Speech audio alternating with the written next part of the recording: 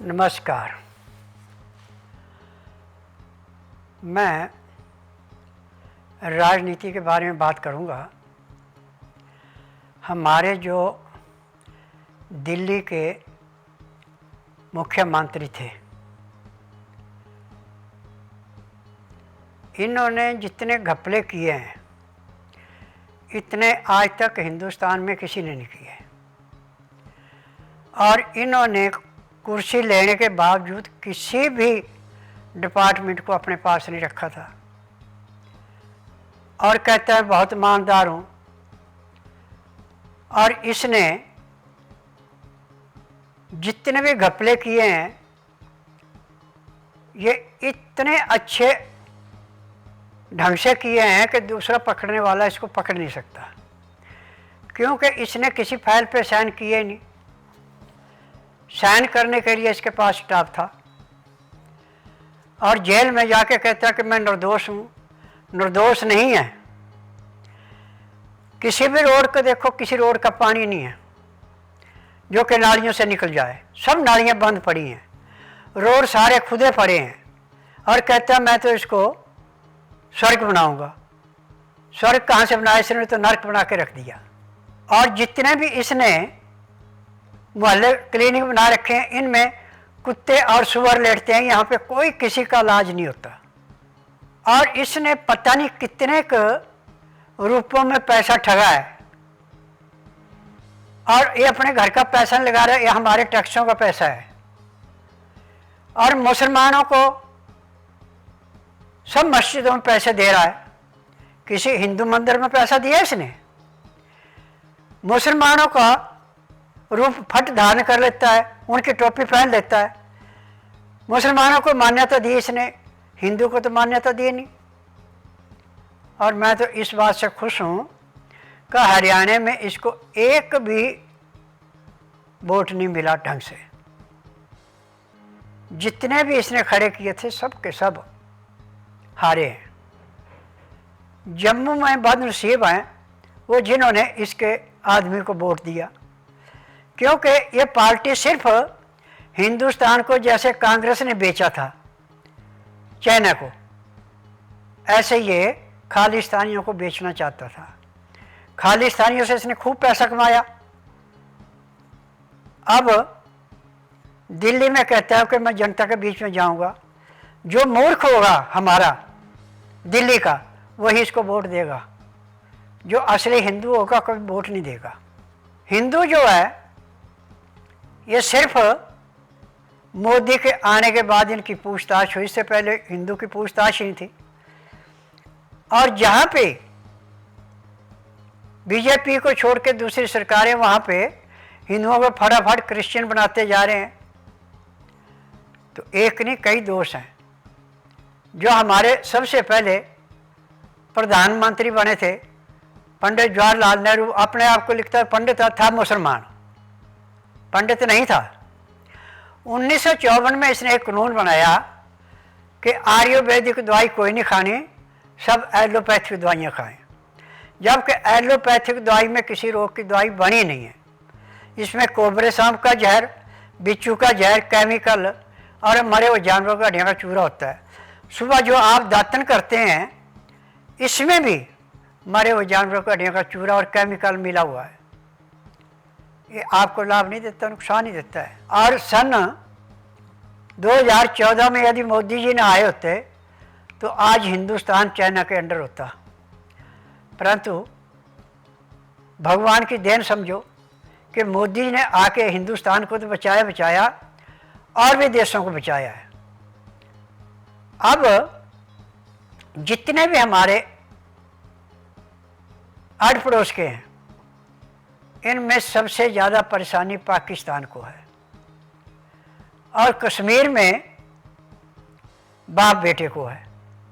आज भले ही उन्होंने 42 सीटें जीत ली हैं और भगवान ने चाहा तो ये गद्दी पे बैठ भी जाएगा तो 6 महीने से ज़्यादा टाइम नहीं काटेगा। 6 महीने से अंदर अंदर ही इलेक्शन जो है फिर वहाँ पे राष्ट्रपति शासन लगाएगा, क्योंकि इन्होंने वायदा किया कि 35A 370 लाएंगे, वो कभी नहीं आ सकती, इस जन्म के अगले जन्म में नहीं आनी। आज जितने भी संसार के अंदर बीजेपी को छोड़ के जितनी भी पार्टियां हैं, सब ने पैसा कमाने का ढंग सोचा है। अब यूपी में जो आदमी दिन में भी अकेला चलने से डरता था, आज रात को भी कैसे चलता खुलेआम। तो शासक ऐसे होने चाहिए जैसे योगी जी।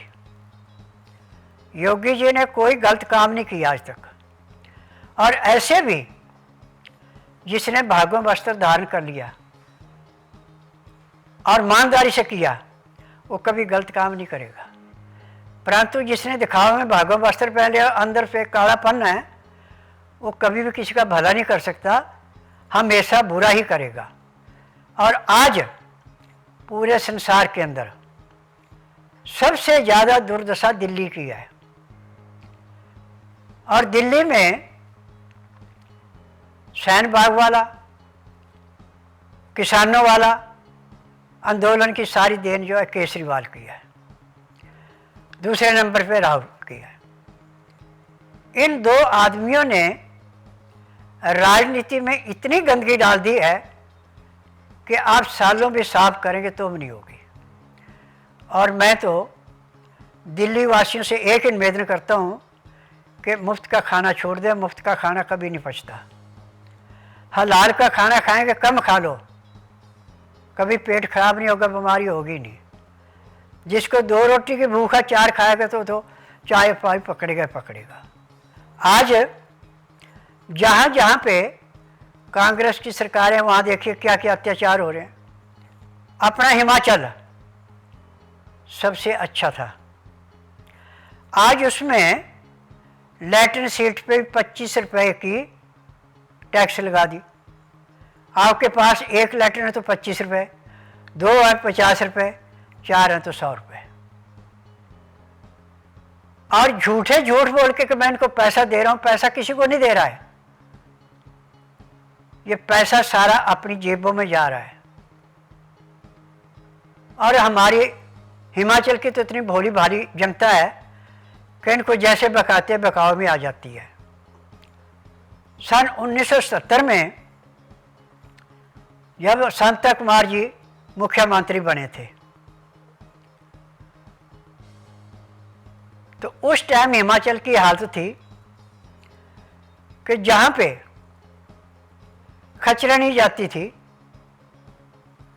वहाँ पे जब पंजाब से हिमाचल में काट के जो इलाका दिया था, उसमें जहाँ घोड़े खच्चर नहीं जा सकते, वो पक्की सड़कें बना के दी थी प्रताप सिंह कैरों ने।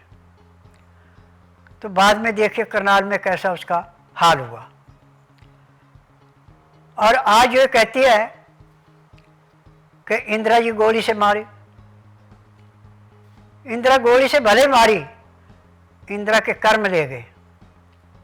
जब इसको कोर्ट ने कहा था कि आप 6 साल तक इलेक्शन नहीं लड़ सकती, तो इमरजेंसी लगाई थी। यदि उस टाइम इमरजेंसी में जनसंघ के आदमी अंदर न किए होते तो भी इतना बखेड़ा नहीं होता। परंतु उस टाइम कुंवारे लड़कों का भी जबरदस्ती फैमिली प्लानिंग ऑपरेशन कर दिया था। बहुत दुर्दशा थी, और जिन्होंने थोड़ा सा बोल दिया उसी को उठा के अंदर कर देते थे। आप बताइए, मोदी जी ने किसी स्टेट पे, किसी राज्य पे कर्फ्यू लगाया या राष्ट्रपति शासन लगाया? अब जो कुछ बंगाल में हो रहा है, इसमें तो राष्ट्रपति शासन बड़ी जल्दी लग जाना था, परंतु इन्होंने अपनी इंसानियत दिखाई, इन्होंने राष्ट्रपति शासन लगाया कि कानून जो करेगा वो होगा। और कांग्रेस इस चीज़ को नहीं देखती थी। जिसने सिर उठाया उसी को कुचल दे, उसी को मार दे, और उसकी इंक्वायरी नहीं होती थी। लाल बहादुर शास्त्री को ताशकंद में जब इंदिरा ने रसोइये से जहर दे के मराया तो उसका ऑपरेशन यहाँ पे क्यों नहीं हुआ? उसका मेडिकल होता है यहाँ। आप ये बताइए, सिंधिया जी जो मरे थे वो क्यों भेजे थे अकेले जहाज में? सिर्फ मारने के लिए? आप ये कहें कि सोनिया जी बहुत पवित्र है तो मैं तो नहीं मानता। और असली हिंदुस्तान आज़ाद 1942 में हो गया था, जब दूसरा विश्व युद्ध हुआ था। परंतु जवाहरलाल ने और गांधी जी ने डिक्लेयर नहीं होने दिया कि जब तक आप सुभाष चंद्र बोस को देश निकाला नहीं देंगे, हम बैठेंगे तो ये हमें राज नहीं करने देगा। और जवाहरलाल ने उस टाइम गृह मंत्री कौन बनाया था? अंग्रेज। और आज तक जो भी हमारा पार्लियामेंट में कोई भी कानून पास होता है, कोई भी विधेयक पास होता था, वो 5 बजे के बाद क्यों होता था? सब अंग्रेजों की चाल पे। और असली आज़ाद हिंदुस्तान 14 के बाद हुआ। परंतु इसमें भी अभी कुछ कमियां हैं कि जहाँ पे मनमानी कर रहे हैं वहाँ पे उनके ऊपर रोक लगानी पड़ेगी। अब दिल्ली के अंदर रोहिंग्या, बांग्लादेशी कितने बसे हैं आके? ये सब इन 2 आदमियों की देन है, राहुल की और केजरीवाल की। यदि यहाँ पे ईमानदार आके सर्वे करे तो झुंगी झोपड़ियों में 80% आपको रोहिंग्या और बांग्लादेशी मिलेंगे। और इन्हीं के ऊपर से नाच रहा कि मैं दोबारा मुख्यमंत्री बनूंगा। परंतु मैं तो कहता हूँ कि भगवान इस जन्म तो इसको मुख्यमंत्री के बनाना, आगे भी 7 जन्मों तक मुख्यमंत्री नहीं बनेगा। क्योंकि मैंने बड़ी शोध की है और मैंने बहुत गहराई में सारी चीज़ें नापी हैं। आज तक जितने भी केजरीवाल ने काम किए हैं सब ठगी के काम किए हैं। पानी हमारी कॉलोनी में 2018 में बंद किया है और नालियाँ इसकी रबड़ की डाल दी हैं, कनेक्शन किसी को नहीं दिया। और रोड कंक्रीट के थे। नालियाँ 2018 से पहले जो थी उन नालियों के ऊपर सिंगल ईंट लगा के पीले रंग की और ऐसे प्लास्टर कर यदि बारिश हो जाए और गाड़ी थोड़ी सी उस साइड हो तो नाली टूट जाती है।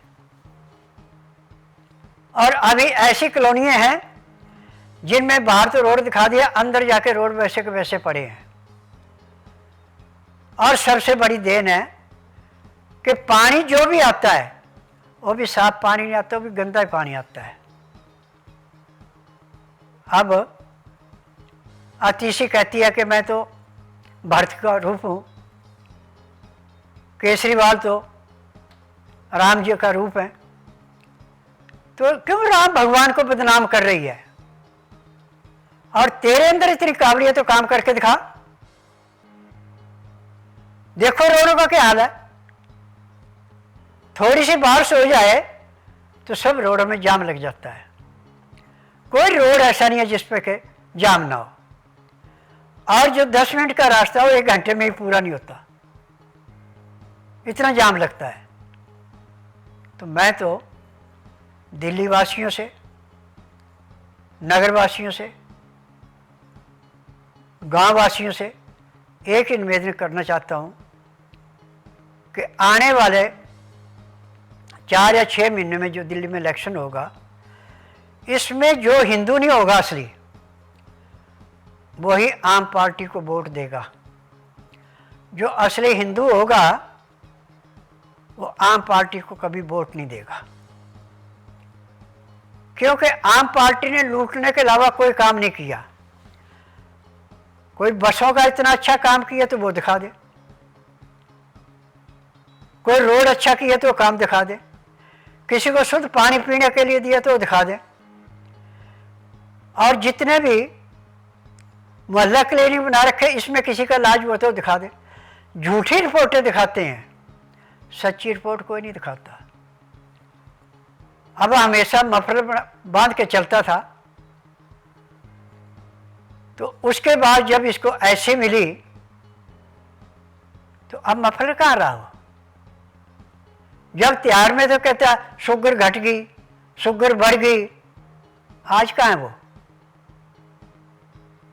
और जिस शीश महल में रहता था उसमें ताले लगा के क्यों आया। सब दिखावा का इसका। और इसने सबसे ज़्यादा बेवकूफ़ बनाया अन्ना हजारे को, और अन्ना हजारे की बदौलत ये आया है। पहले जो इसने रिजाइन दिया था तो दुनिया को परखने के लिए दिया था कि देखो मेरी 28 सीटें आई है, कांग्रेस को मिलकर मैंने सरकार बनाई, पर मैं अपनी मर्जी से काम नहीं कर सकता। तब इसने रिजाइन दिया था। और दोबारा अच्छे दिल्ली वालों ने सोचा भी बड़ा अच्छा है, इतने काम होने से इसने रिजाइन दे दिया, चलो इसी को बना दो। तो कितना बेवकूफ़ बनाया इसने। 10 सालों में एक भी काम ऐसा बता दें कि जिसमें इसने कोई सुधार किया हो। स्कूलों में जो लैट्रिन बाथरूम थे कमरे दिखा दिए। और कौन से स्कूल की इसने कोई बढ़ोतरी की है, किसी स्कूल को अच्छा रिजल्ट निकाला है। और स्कूलों में मास्टरों को आइए आप एक कागज पत्र भर के जाओ, पढ़ाई की इतनी ज़रूरत नहीं है। अब वो मास्टर बोलने से डरते हैं, वो टीवी के माध्यम से बोल नहीं सकते। परंतु मेरा जिनसे संपर्क होता है, जब मैं पूछता हूँ कहते ये हमारे कागज नहीं पूरे होते तो हम करें क्या। आज प्राइवेट स्कूल भी कुछ ही ऐसे हैं जिनमें पढ़ाई ठीक होती है, बाकी में सब में पैसा लूटने वाला काम है। और फीसें इतनी ज़्यादा कर रखी हैं बच्चों की कि जो मध्यम वर्गीय लोग हैं वो कभी प्राइवेट स्कूलों में बच्चों को पढ़ा नहीं सकते। और पढ़ाई जो कुछ अच्छी है आजकल वो प्राइवेट स्कूलों में है, गवर्नमेंट स्कूल में किसी में भी पढ़ाई इतनी अच्छी नहीं है। और रिजल्ट के हिसाब से देख लें, किसी हिसाब से देख लें कि कितना बुरा हाल है। आज तो मैं आपसे यही निवेदन कर रहा हूँ, दिल्ली वासियों से भी, और जो बाहर मेरा प्रोग्राम देख रहे हैं, सुन रहे हैं, उनसे एक ही निवेदन है कि जो पार्टी हिंदुस्तान को नहीं उठा सकती उसको वोट नहीं देना, चाहे आप वोट डालो चाहे ना डालो। और इस टाइम जो पार्टी राज कर रही है, इस पार्टी ने किसी किस्म की कमी है तो आप मेरे को व्हाट्सअप कर सकते हैं। व्हाट्सअप पे पढ़ करके मैं बताऊंगा किस जगह क्या हाल कैसा है।